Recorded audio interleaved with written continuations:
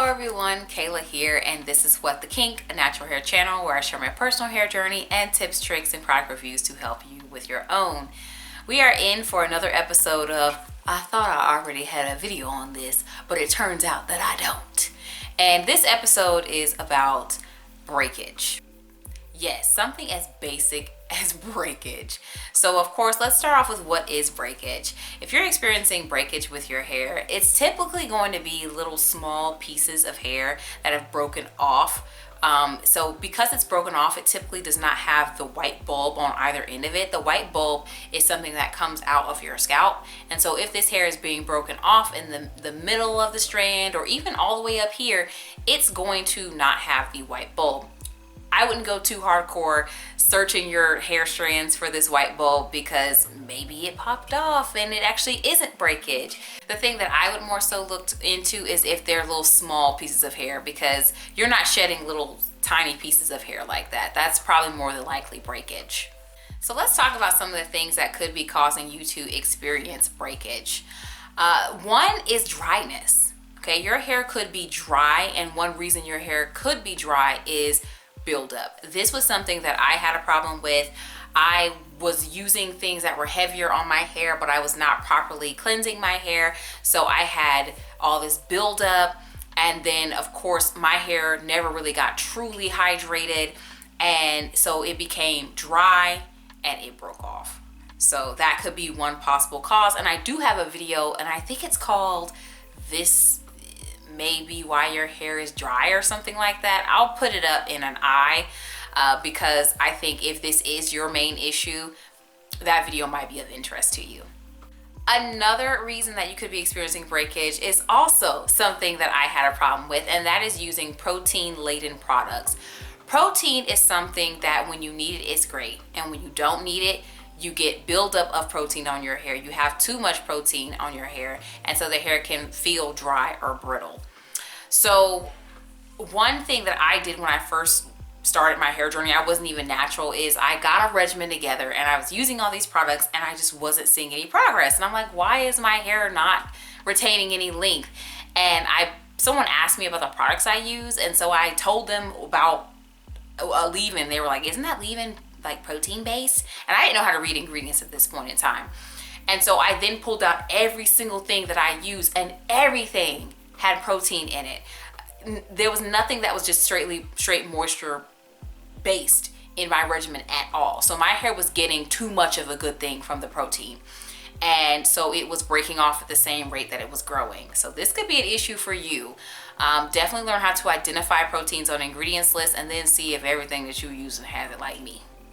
So this reason I dedicated an entire video to, and that's rough detangling. Some of y'all be going in when you detangle your hair, and you ain't doing nothing but breaking your hair off, I'm telling you. So I think the video is called like Detangling Retention Killers or something like that, with me being like super dramatic on the thumbnail.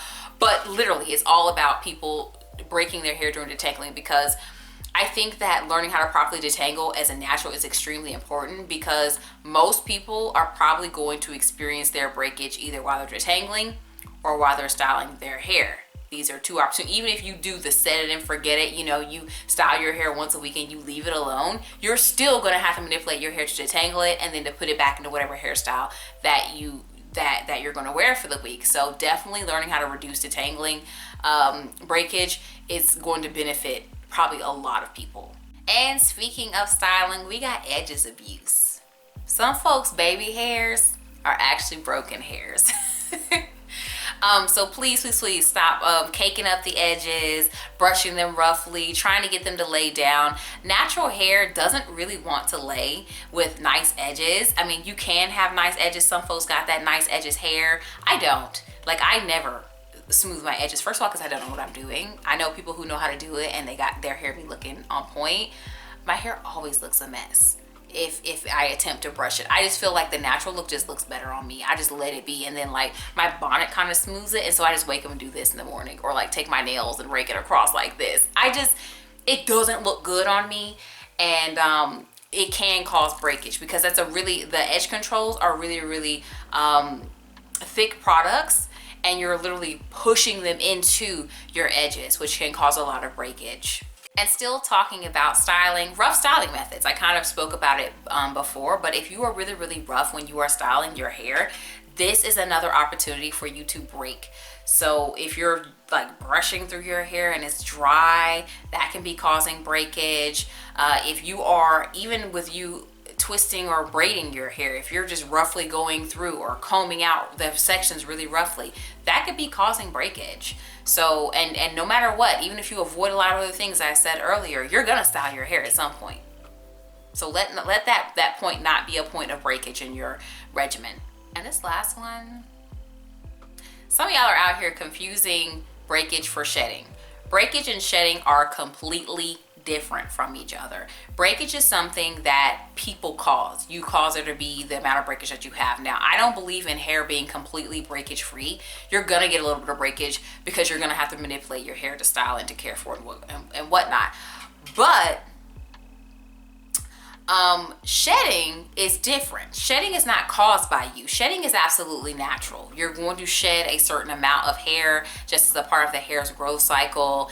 And there are moments where you might have excessive shedding, but I'm going to direct you over to one of my videos that I have about shedding, because I've created several videos about shedding, which is why I thought I had a video about breakage, because it would make sense, but I just didn't.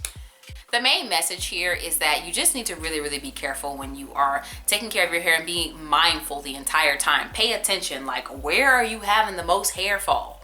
Is it when you're detangling? Okay, work on your detangling technique. Is it when you're styling your hair? Okay, work on the styling technique. Just be mindful and pay attention. And honestly, that can be applied to a lot of different things when it comes to taking care of our natural hair.